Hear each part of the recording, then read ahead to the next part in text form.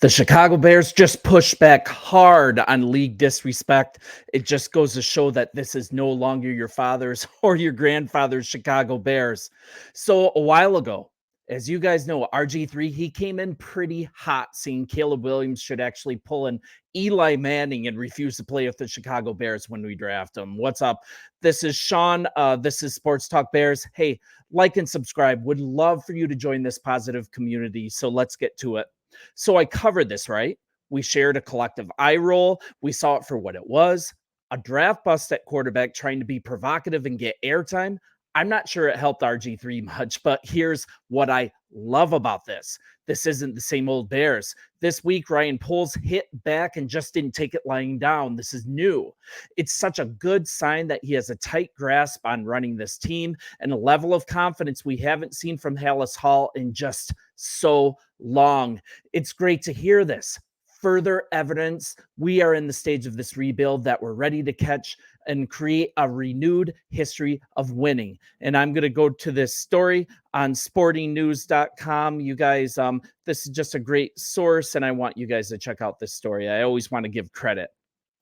So this week on the Pat McAfee show, he took this take head on, and here it is. Bears general manager Ryan Poles had a different tact. He addressed them head on here while appearing on ESPN's The Pat McAfee Show on Tuesday, and he did so in a way that made me feel as if Poles has a full grasp on what it means to really run this team. And here's his quote. It pisses me off a little bit, to be honest with you, because we were hired to break the cycle. The same thing when I was in Kansas City. Coach Reed, all of us were brought there to break a cycle, and we did.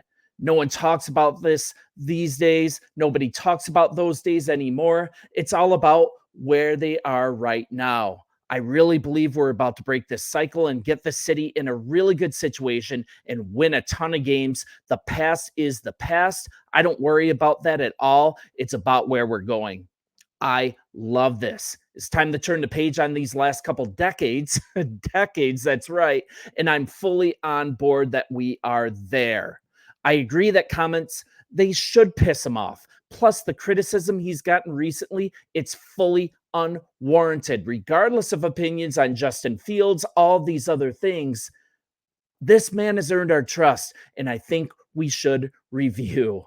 He spent this whole time here cleaning up messes that years of neglect, years of incompetence, he has had to tear everything down to actually build something that might make this city proud. He's gotten our cap after year one fire sale. He's gotten our cap into possibly the best managed situation in the league, and moving forward, I challenge you to find a better setup situation for a rookie quarterback to step into in recent memory. You guys come up with a better situation for a rookie quarterback to come into, and I will wait. Okay, nothing, right? I love that he didn't take this lying down. He addressed this perfectly. He's done everything possible to do exactly what he said he was hired to do, break the cycle of what this franchise has become over recent years, the same old Bears. We had the Super Bowl appearance under Lovey, right? Thank you, Lovey, for these number one picks. But then 2 general managers, a ton of quarterbacks, dominant defenses wasted, right? But let's be realistic here.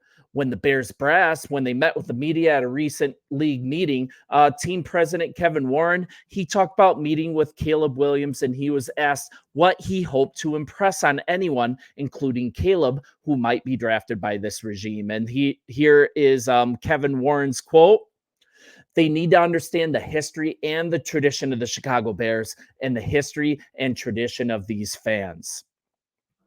I mean, I get this, right? I'm an older fan. There's a proud tradition here. I grew up idolizing Walter Payton, listening to the Super Bowl shuffle on cassette. Man, I just outed my age here. I don't think the cassette will ever make a comeback. Vinyl's cool, but please, no more cassettes. Let's keep going. We had year after year of winning the division back then, being a contender for championships. How much of a contender? We're talking about making the postseason 7 out of 8 years from 84 to 91. I mean, that's an incredible time of dominance. And Warren, he needs to be aware of our rich tradition. That's true. There's a lot to be proud of here. No one has more Hall of Famers than us, but he also needs to check that type of talk as well. It's not going to resonate with guys coming into the league. How bad has it been? 7 playoff appearances in the last 32 years. Caleb Williams, he's ready to come to Hallis Hall, but think about this. He's 22 years old. That's not any player's perspective coming into the league that we are like a vaunted franchise. It's 40 years since that last Super Bowl win. And Williams, he was only 5 years old the last time we went to the Super Bowl back then, when we went under Lovie Smith. Here's something worse to a 22-year-old. We're talking about 3 winning seasons in the last 15 years. I didn't even realize it's been that bad. I mean, how starved are we for a winner here? I didn't realize it was that bad until I saw it in black and white. We've been a bottom 5 franchise with a .397 winning percentage. That's from Windy City Gridiron. There is no one that provides better, consistent coverage of the Chicago Bears than these guys. Always give them a look. Always read Windy City Gridiron. They are amazing. But we need to not talk about Ditka, not talk about Peyton. And yes, please don't talk about Sid Luckman. That's depressing. New guys to the team need to listen to the attitude that Poles just showed on the McAfee show. Talk about his part of the KC rebuild into what we see now. He was an integral part of building this Kansas City franchise. No one talks about how bad they were before Andy Reid and company got there, right? Poles, he needs to highlight his part of building this franchise up when recruiting players, when bringing guys into the fold.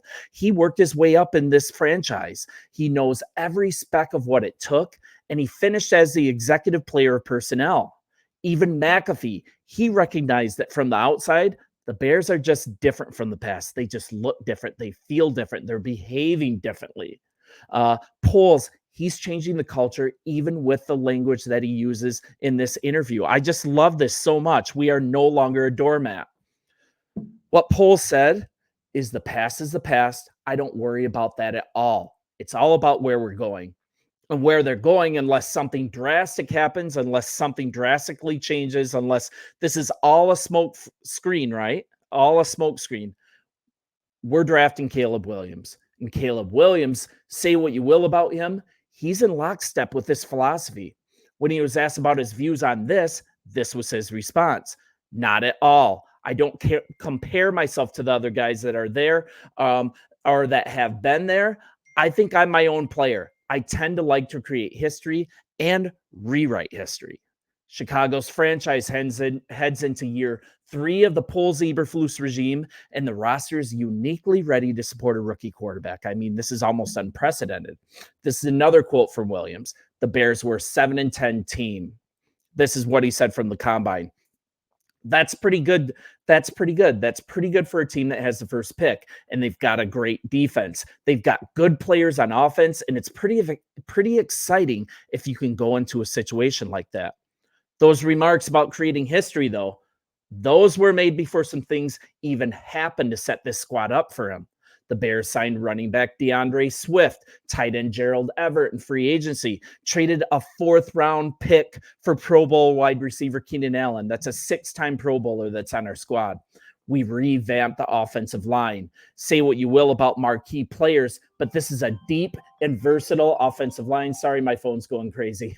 There should be an easy transition from the college game, and a defense is there that's ready to win right now. It's ready to support any growing pains that are experienced on offense. I mean, we're going to have a rookie quarterback. We have a defense that can support this. Ryan Poles, he may be able to draw parallels between what they did in Kansas City and what he's building in Chicago, and I think he should.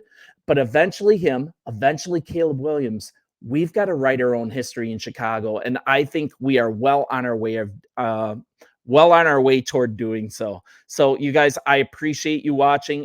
Thank you so much for the support. Happy Easter. Tomorrow we get to celebrate the fact that he is risen, and bear down. This is still going to be a great offseason. See ya.